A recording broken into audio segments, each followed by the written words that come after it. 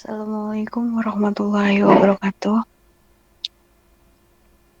Sebelumnya, perkenalkan, kelompok kami akan mempresentasikan terkait tugas UAS mengenai CBR. Sebelumnya, perkenalkan dulu, nama saya Riani, NIM 220304017, dan rekan saya. Saya Muhammad Rizky Ilham, NIM 22030401447. Kami akan mempresentasikan terkait proyek UAS yang berjudul Implementasi Case-Based Rationing, yakni CBR dalam sistem pakar untuk diagnosis penyakit psikosomatik.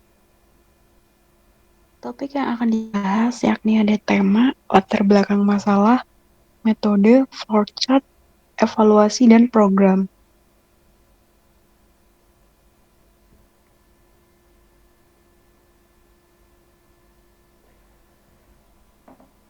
Tema dari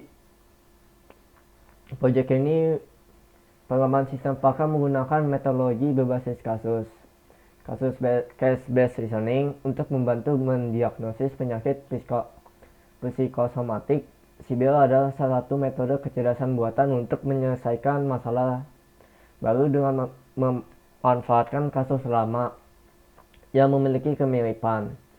Sistem ini akan beradaptasi dengan basis data gejala psikologis dari kasus-kasus sebelumnya dan menyesuaikan dengan gejala yang dirasakan oleh pasien baru. Dengan metode ini, diagnosis dapat dilakukan lebih cepat dan lebih efisien serta mengurangi kesalahan yang disebabkan oleh kekurangannya pertimbangan faktor psikologis dalam mengevaluasi gejala fisik.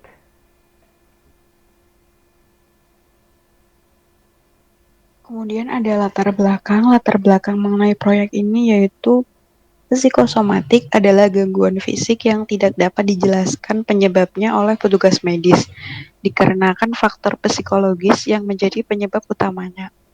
Gangguan psikosomatik disebabkan oleh tidak adanya kelainan fisik yang ditemukan pada individu. Selain itu, keluhan gangguan fisik tersebut tidak kunjung membaik setelah menerima obat yang diberikan oleh dokter. Dengan memanfaatkan teknologi informasi seperti sistem pakar membantu untuk mengatasi masalah kesehatan mental yang sebelumnya dianggap sulit. Oleh karena itu, pengembangan sistem pakar diagnosis psikosomatik berbasis CBR berfungsi membandingkan kasus baru dengan kasus lama untuk diagnosis baru, yang dapat membantu membuat keputusan awal, rekomendasi, dan meminimalkan kesalahan diagnosis. CBR memiliki 5 metode. Yang pertama, retrieve, mengambil kasus-kasus lama yang paling mirip atau sama dengan kasus baru. Kedua, reuse, menggunakan kembali informasi dan pengetahuan dari kasus tersebut untuk memecahkan permasalahan yang baru. Ketiga, revise, meninjau kembali atau memperbaiki usulan solusi yang diberikan dari solusi lama. Retain, menyimpan atau mendalami bagian-bagian dari kasus yang sudah diselesaikan yang mungkin berguna untuk memecahkan masalah di kedepannya. Yang terakhir, similarity fuzzy, menentukan kasus yang ditangani harus menggunakan solusi yang mana untuk mengatasinya. Metode fuzzy berfungsi untuk menangani ketidakpastian gejala dan similarity untuk membandingkan kasus baru dengan kasus lama.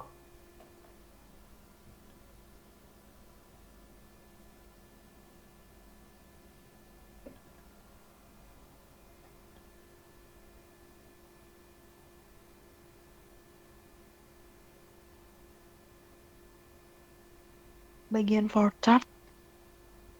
Di bagian flowchart, yang pertama ada start, yaitu proses diagnosis dimulai, di mana pasien atau tenaga medis membuka sistem pakar. Yang kedua ada input gejala pasien. Pasien mengisi daftar gejala yang dirasakan, seperti sakit kepala, nyeri dada, insomnia, mudah cemas, dan sesak napas. Tahapan yang ketiga ada fuzzification. Gejala dikonversi ke bentuk nilai fuzzy untuk mengakomodasi ketidakpastian. Jadi contohnya itu intensitas nyeri kepala di skala ringan, sedang, dan berat. Dengan tingkat kecemasannya yaitu rendah, sedang, dan tinggi. Tahapan keempat ada retrieve, yaitu mengambil kasus lama yang mirip.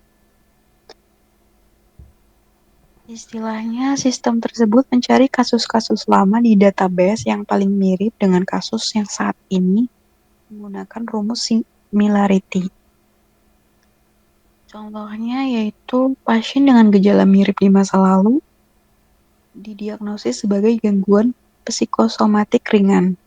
Tahapan kelima ada similarity check dengan rentang angka lebih dari 0,5. Yang artinya jika kemiripannya cukup tinggi, misal di atas 0,5, maka kasus tersebut relevan untuk digunakan kembali.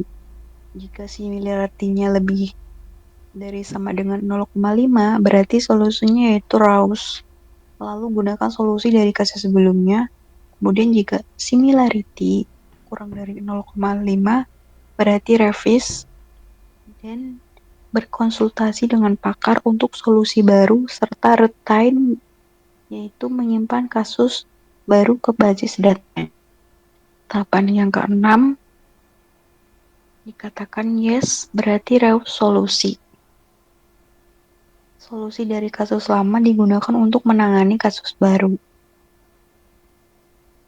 Tahapan ketujuh, no, revise solusi. Jadi, jika tidak ada kasus lama yang cukup mirip, maka pakar bisa menyesuaikan diagnosis atau sistem fuzzy tersebut mengolah gejala lebih lanjut. Tahapan ke-8 ada diagnosis output.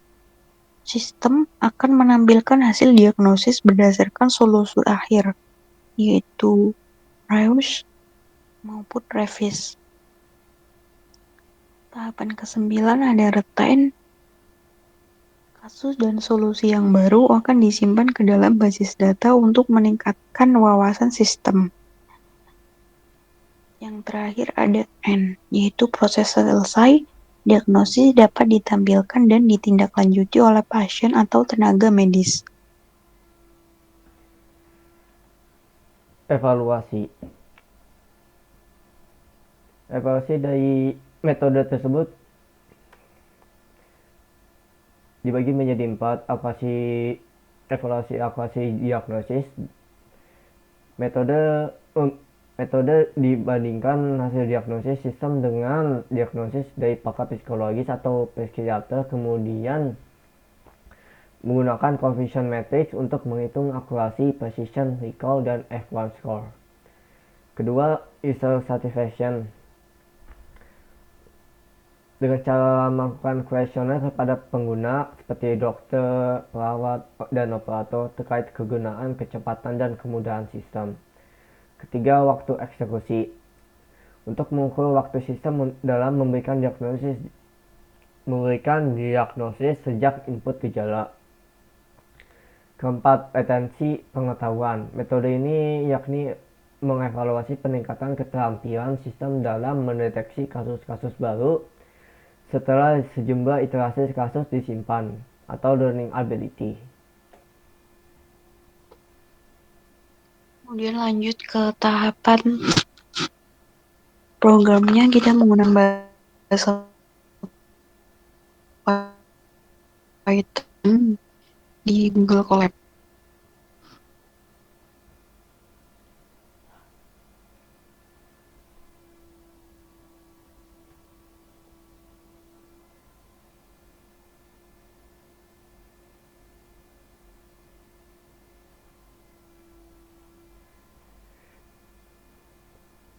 Untuk codingan yang pertama akan dijelaskan oleh teman saya, Ilham. Library yang kami gunakan dalam proyek ini meliputi NumPy, Matplotlib untuk visualisasi, Seaborn, Scikit-Learn, dan Time untuk waktu. Tahap pertama dalam proyek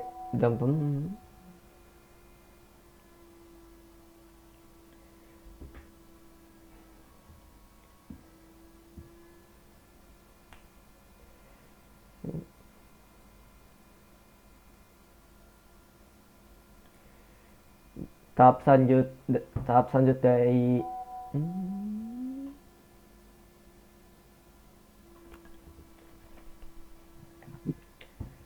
hmm, import library. Import library yang kami gunakan seperti import numpy yang sebagai np, import matplotlib, pyplot sebagai plot untuk visualisasi, dan seaborn sebagai SNS, dan scikit-learn matrix dan mengimport confusion matrix, accuracy score, precision score, recall score, dan F1 score. Dan yang terakhir adalah time.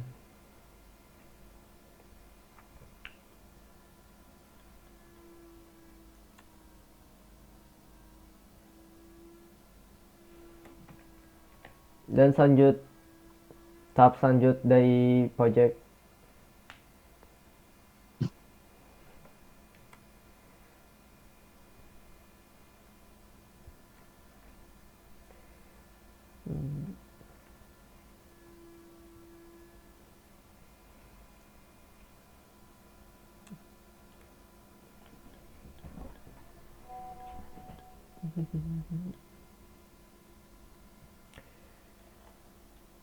tahap pertama dari project ini adalah fuzzy similarity function yang berfungsi untuk menghitung kemiripan fuzzy antara dua nilai gejala 0 sampai 1 dengan rumus 1 dikurangi absolut dalam kurung A dikurangi B. Selanjutnya basis kasus awal yang berisi kasus dengan intensitas gejala 0 sampai 1 dan diagnosis yang sesuai. Di sini basis kasusnya berisi gejala sakit kepala pertama, gejala sakit kepala yang bernilai 0,8, insomnia 0,9, cemas 0,7, nyeri dada 0,6, sesak napas 0,5 yang didiagnosis gangguan psikomatis sedang. Pada baris kedua, gejala yang sakit kepala 0,3, 0,2, insomnia 0,2, cemas 0,3, nyeri dada 0,2, sesak napas 0,1, didiagnosis psikomatis ringan. Dan kasus terakhir sakit kepala dengan nilai 0,9, insomnia 0,8, cemas 0,9, nyeri dada 0,9, sesak napas 0,8, didiagnosis psikomatis berat. Kemudian kita memasukkan kasus baru yaitu dengan menyebutkan gejala dengan masukkan intensitas gejala 0 sampai 1. Gejalanya ada sakit kepala, insomnia, cemas, nyeri dada, dan sesak nafas. Di sini kita bisa melihat outputnya mengenai masukan intensitas gejala 0 sampai 1.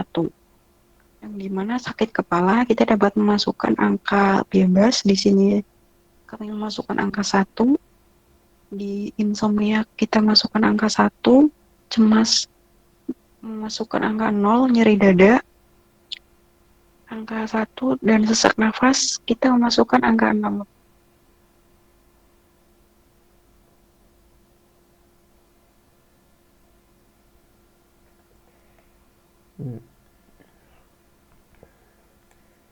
Fungsi diagnosis CBA berfungsi untuk menghitung kemiripan antara input gejala dengan setiap kasus dalam basis kasus.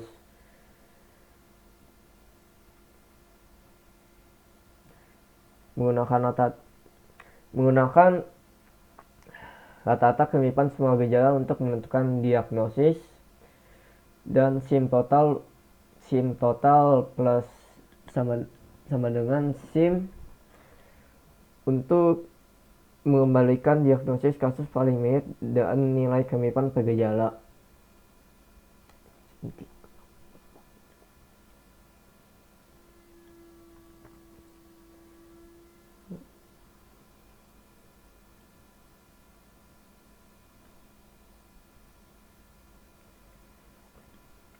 Itu waktu respon menjalankan menjalankan diagnosis dan mengukur waktu eksekusi, menampilkan hasil diagnosis dan nilai kemiripan setiap gejala.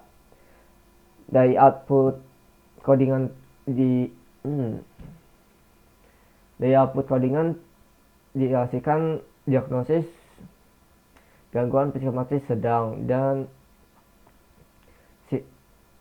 kesamaan setiap gejala. Sakit kepala bernilai 0,8, insomnia 0,9, cemas 0,3, nyeri dada 0,6, dan sesak napas 0,5.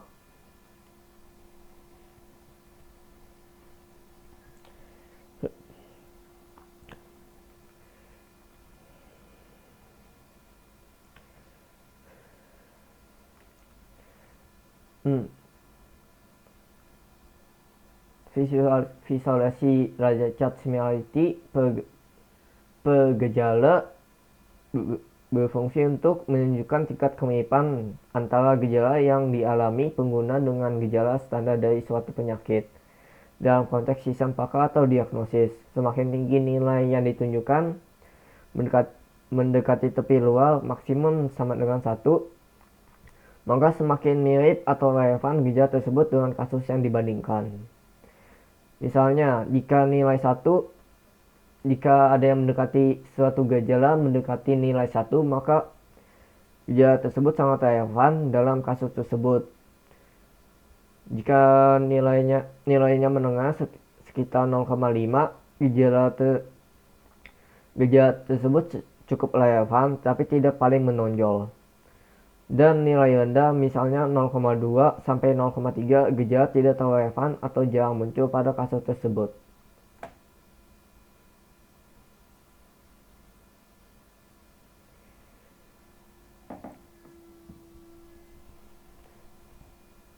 Pada hasil output dari yang kasus baru didiagnosis,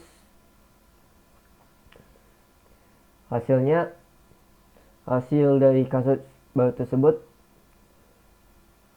kesamaan dari pegejala. Insomnia memiliki nilai paling tinggi yang mendekati 1. Yang paling mendekati kedua, sakit kepala yang bernilai 0,8. Yang ketiga, nyeri dada yang bernilai 0,6.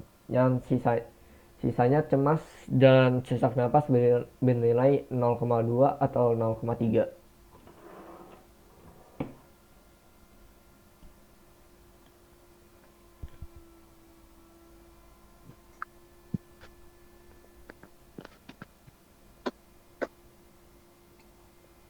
Kemudian mengenai evaluasi diagnostik.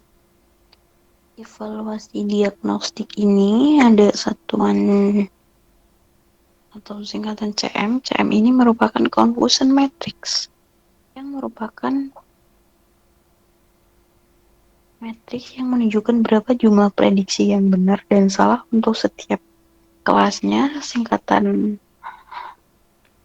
ACC ini merupakan akurasi yang merupakan keakurasian prediksi yang benar dari semua prediksi. Di sini ada PREC yang merupakan precision, yaitu proporsi prediksi positif yang benar. Di sini ada REC yang berarti rekal, yaitu proporsi kasus positif yang terdeteksi dengan benar. Kemudian ada F1. F1 score ini merupakan rata-rata dari precision dan rekal. Yang di sini kita dapat melihat outputnya, yaitu akurasi yang menunjukkan angka 1, precision menunjukkan angka 1, rekal menunjukkan angka 1, dan F1 score menunjukkan angka 1. Di sini kita dapat melihat visualisasi confusion matrix-nya. Di sini ada prediktif dan aktual. Di sini merupakan gangguan psikosomatik sedang, ada gangguan psikosomatik ringan, dan ada gangguan psikosomatik berat. Hasil evaluasi ini menampilkan confusion metric dan nilai metrik evaluasi. Yang berwarna krem ini merupakan bersifat true positif yang diprediksikan dengan benar. Yang berwarna hitam ini diprediksikan salah dari aslinya. Kemudian mengenai simulasi user satisfaction. Di sini ada aspek kegunaan, kecepatan, dan kemudahan. Di simulasi ini, kita mengumpulkan feedback dari pengguna tentang 3 aspek penting dari sistem tersebut. Dari 3 aspek itu, kita ada skala nilai 1-5, yang dimana 1 itu sangat tidak puas dan 5 itu sangat puas. Di sini kita bisa memasukkan nilai kegunaan sistem. Dari skala nilai 1-5, kita memasukkan angka 4 di aspek nilai kecepatan sistem.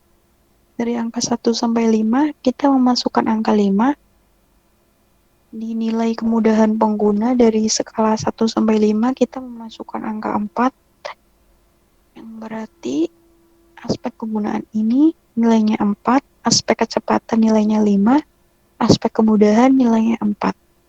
Kemudian mengenai visualisasi P-chart user satisfaction. Di visualisasi ini menggambarkan 3 aspek, itu ada kegunaan, kecepatan, dan kemudahan. Diagram P ini menunjukkan bahwa sebagian besar pengguna merasa puas terhadap kecepatan sistem takar penyakit psikosomatik dengan persentase 38,5%, sementara yang berwarna hijau dan biru merupakan aspek kemudahan dan kegunaan yang masing-masing memperoleh 30,8%. Hal tersebut menunjukkan bahwa sistem dinilai cukup cepat, mudah digunakan, dan bermanfaat. Kemudian mengenai waktu respon, ada waktu respon yang digunakan untuk mengukur berapa lama eksekusi sistem tersebut dilakukan. Di sini kita dapat melihat output, yaitu waktu respon sistemnya 0,2 per sekian detik. Kemudian yang terakhir ada learning ability, yaitu menyimpan kasus baru yang sudah dilakukan dan dimasukkan ke basis kasusnya. Jadi kita dapat melihat outputnya, kasus baru yang telah ditambahkan ke basis kasusnya, yaitu total kasus sekarangnya yaitu 4. Sekian presentasi dari kelompok kami. Apabila ada kesalahan, kami mohon maaf. Wassalamualaikum warahmatullahi wabarakatuh.